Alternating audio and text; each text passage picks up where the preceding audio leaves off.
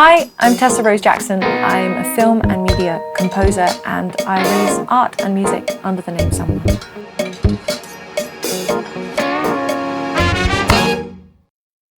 Hi Tessa, it's great to be here and thank you so much for welcoming us in your studio. My first question is, how did you end up here? In this area? In Yes. Amsterdam. Well, I was raised just around the corner from here. I grew up in the west of Amsterdam, Westerpark. And literally, I can see the Westerpark from my kitchen window. So I spent most of my life in Amsterdam. I spent 2 years in London because that's where my family's from. And I went to school there to study music there. And then I came back and now I'm here. And your family was connected to music. How did you get that musical vibes in you? I didn't actually grow up with any musical professionals in my family. There was a lot of love of music and lots of different tastes. I was raised by two mums. One was American, one is British. And my American mum listened to lots of American music and lots of the Andrews Sisters and Maja Jackson and gospel. And my British mom was much more into the Beatles, Radiohead, and that kind of stuff. So very typical. I know.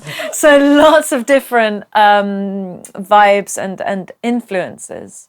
And then my dad, who is also gay, he is in a choir, so he's very much into classical stuff.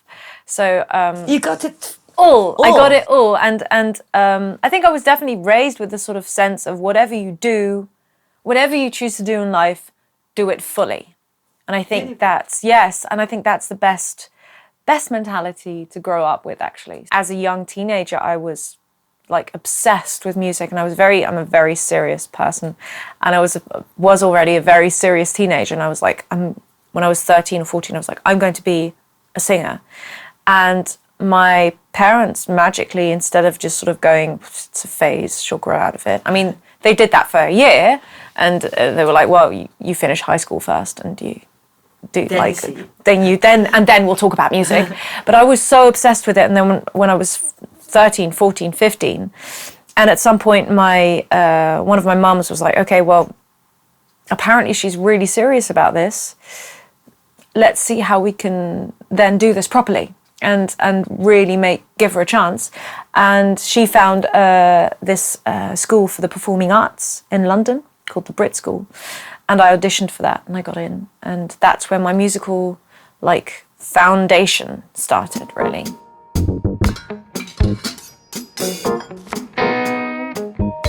Musical education is important, but I think that musical education, you can also do that yourself.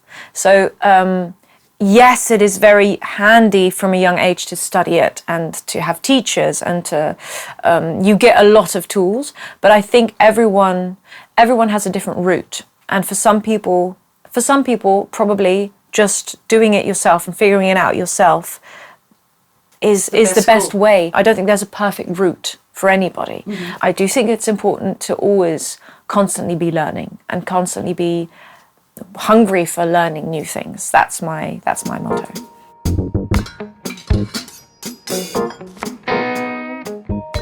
I've always been a very sort of plucky, positive person, and I love conveying that in actually kind of everything I do. And commercials are obviously, selling something off often. So a sense of positivity and happiness and cheerfulness is a great thing to instill in such short little snippets of film. You need to get to the point really quickly and have a sort of energy.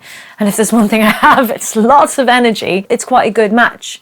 From commercials, I've also sort of branched out into film and theatre, and everything has a sort of different things that are important. Mm-hmm. And with commercials, it's very much about a sense of catchiness. I love writing good, catchy melodies.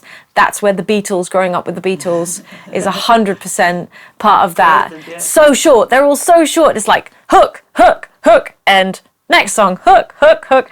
And it's not that I've never written with, it should be like this or like that. I've never understood sessions that you go in and writing a hit. I've never, that goes against everything how I work in any case. But I do have a natural love of a good melody and love for concise, efficient songwriting, that things click together like Lego. I love writing like that. The wonderful thing about working for commercial is actually, and not only for commercial, but working as a bespoke composer, is that your ego needs to go like, whoosh. You are working for somebody else. Somebody else has a vision, and it's your job to facilitate that vision and put that into music. And I love that, because it means that you get to morph into a different something. One thing I love doing is what I call musical time travel. Often there's like a track is, you have to make an 80s track. And I'm a nerd. So then I research. I love that. I go and I listen to everything. And I'm like, okay, well, why is this the 80s? Is it just the synths that you're using that make it 80s? Or does it also have to do with like a certain tone of voice when you're singing? Does it have to do with certain drum samples that you're using? All of the above. And those jumps, the musical time travel jumps, they can be really broad as well. So the difference between composing something in a 1920s style or a 1950s style, like that is for me as a music nerd just gold, because it's so nuanced, and it's got so many different layers to it. And exactly what I said, it's all about constantly learning new things. That's what I love. Because then you learn about all the genres, all the things that you can use also for all the parts of your professional life. So exactly. That's very playful, I think. Yes, and that's the magical combination that constantly learning when you're in that sort of facilitating role. It's almost like an excuse to continue my studies and to just constantly be having an excuse to study big band arranging. Whereas, if you look at my own personal musical releases, that wouldn't necessarily be something that would be warranted. But now I have, and I can use that. And that's the great thing about working as a composer, bespoke composer, and having your own project as an artist, is that you use the things you learn from the one thing, you infuse them into the other. And I don't even do it consciously. It's just somehow I notice like, oh, I use those samples that I bought for that other job. I've used that in a someone song. I would never have done that if I hadn't done that bespoke job. So it enriches my own music, because I'm constantly getting new input from the world. I think relationships with the client, it depends on the job and it depends on the client. So in the commercial world, if there's a disagreement, my only goal is to figure out exactly what the client is looking for and adjust to that. And then when it's more of a collaboration situation, that's a bit more like in theatre and sometimes in film, depending on who you're working with.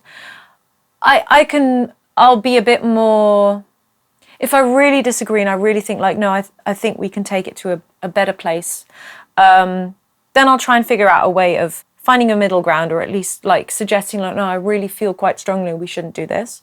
And I'll enter a discussion on that. But it really depends on your relationship with the client. I find that talking about music is actually basically impossible. Like, because when somebody says happy, that could be something completely different to how somebody else hears happy.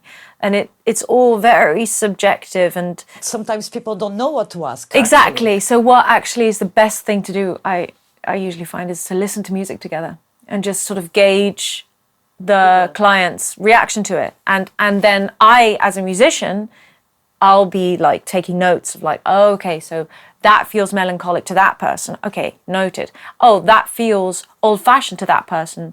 Wouldn't necessarily to me, but fine.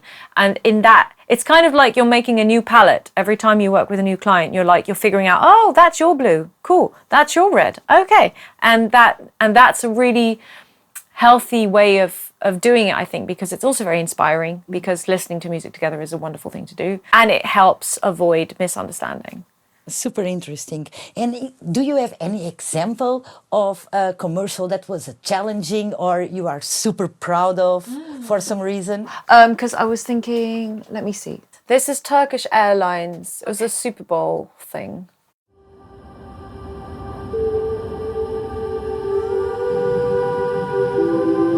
Did you know there's a world of miracles inside our bodies?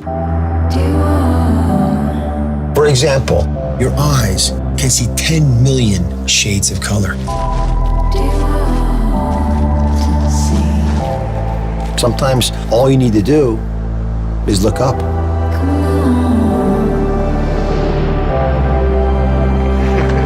We can hear thousands of sounds, from 20 hertz to 20,000 hertz.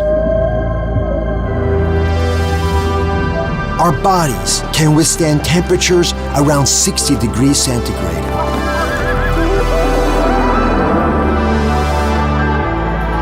Our tongues can differentiate 100,000 different tastes. Our noses can distinguish more than 1 trillion scents. Knowing each one of them, that's the tough part. Get out there. Explore.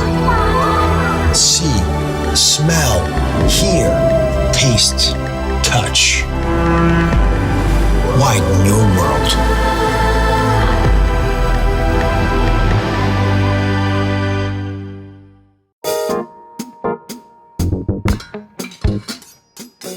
So this is via a music agency that I work with a lot. They're called Scissor. I actually started there when I was 18. I was like, they saw something in me and they sort of coached me and taught me the ropes. And they're great. I love it. And the nice thing is that they often do the whole mediation with the client. So I don't have to do any of that when I work with them, which is great. I mean, it's a lot poppier than I would usually do for my own work. But I love this style of music. And obviously I have the synth collection to pull it off a little bit. What we really notice is it had to have this constant epic build. Like it has to, from the start, I start with a sort of more ethereal feeling of the sort of wide open, almost sort of like eyebrow moment of like, oh, sort of magic and wonder. I think wonder was like the big word in the brief. And then it just starts building and building and building and building. And I had a demo a few times that I'd move somewhere else and it just broke the flow. It couldn't do that. Had to stay in the same like 2 chords, but it is 2 chords.